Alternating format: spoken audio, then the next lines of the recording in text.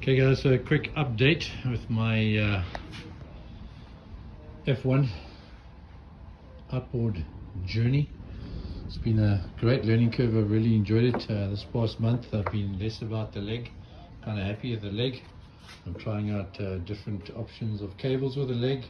So far I've run a KMB cable in there, it works well. I'm waiting for some TFL cables, and our cables have been running well as well.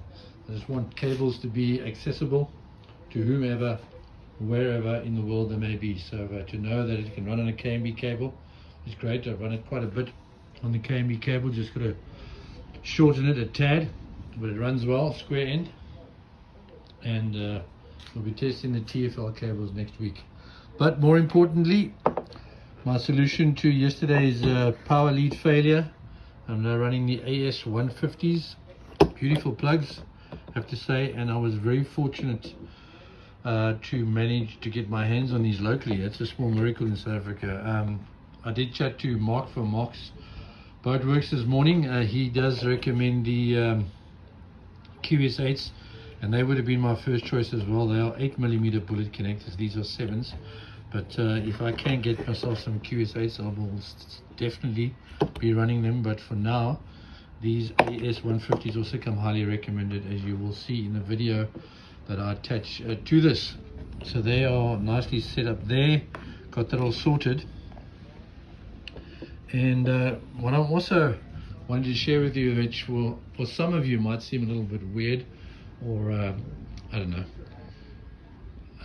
maybe a little bit extreme, but I don't know if you can notice something different about the boat. I'll point to it. See this little hole over here? Something I came across while I was doing some research with regards to just heating. And I sort of covered the entire spectrum of RC, and I came across planes. And what I found was a lot of planes, especially these RTR planes, guys were finding that they weren't getting enough cooling through the fuselage to cool their ESC, especially even their motor, and then even their battery and leads, because behind the prop they have little holes. And what some guys are finding is when they were checking the venting hole where the air is supposed to come out, they weren't getting much venting. So what they did was they increased the holes in the front, got good venting, and their system ran cool. Now what I've decided to do with my F1, first of all, we have the motor outside of the boat, so if you flip, it's getting dunked anyway, right? Secondly, we have a waterproof ESC, we have a waterproof servo, and in all essence a lipo battery is actually waterproof bar the terminal. So if you're anything like me, you can see I seal up my my lipos. I've got into that habit from many years of surfing the Bro RC surfers, and I can promise you I have flooded boards more than once, and the lipos have survived. So what I thought was, what would be the better option here? To run a system that's kept dry and doesn't really need to be dry, or to run a system where we can get extra cooling through venting, to having a positive air pressure flow through the center, what we could call it the fuselage of the F1, which would, you can see if you look inside, you can see my lipos right here. So let's say from between 60 and 80 k's an hour, we can have air flowing over that lipo, and without a doubt keeping it cooler than what it would have been. Our plugs will have airflow over them, keeping them cooler. Our leads will have airflow over them, keeping cooler. Our ESC here at the venting hole will have airflow going over these ribs and definitely keeping that cooler. And even the motor, we can have air coming out the back of the fuselage here, so we can have airflow over the motor as well. So I mean, I just think in essence, as long as everything is watertight, waterproof, you're going to have a better system, a better cool system. I'm going to demonstrate to you. I'm going to use a hairdryer and a little tissue here. I've still got this flap here, and the only reason it's here is just to keep the airflow. So I'm going to put a little lug on there, but for now I've just got a piece of tape. But this is just to keep the airflow in the fuselage section, keeping it over the leads and plugs, and popping out here over the ESC. So I'm going to demonstrate it to you now with the hairdryer, show you how the air flows through there.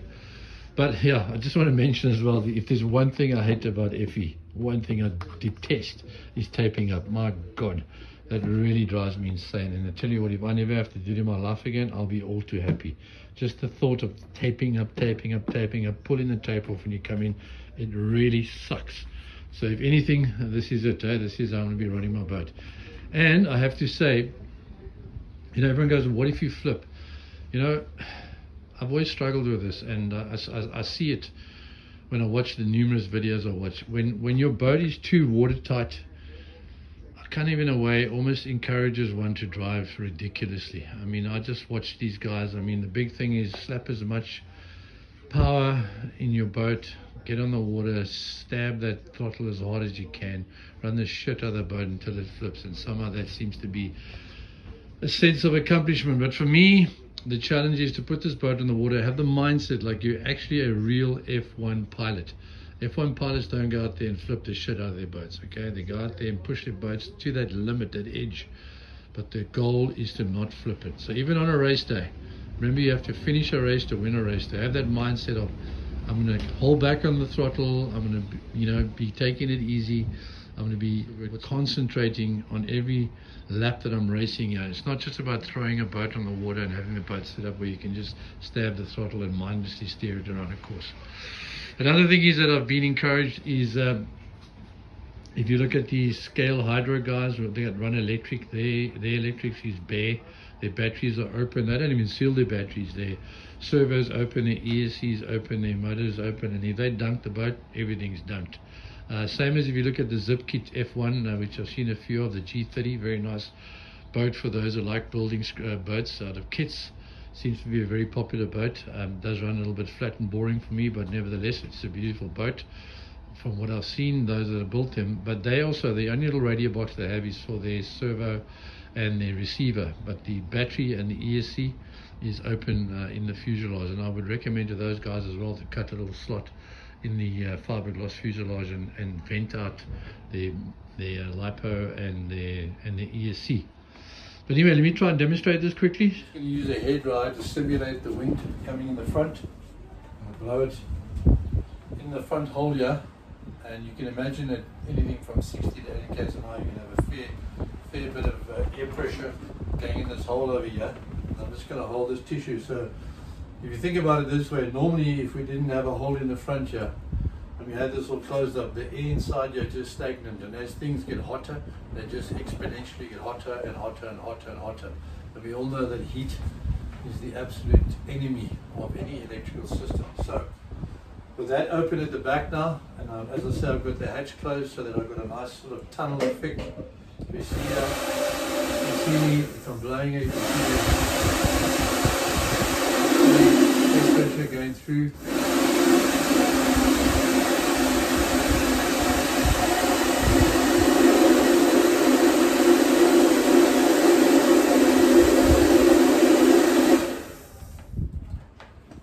No doubt that that bit of cooling is definitely going to add value to keeping the entire system cooler. To what degree, I don't know, but 1% is better than 0%.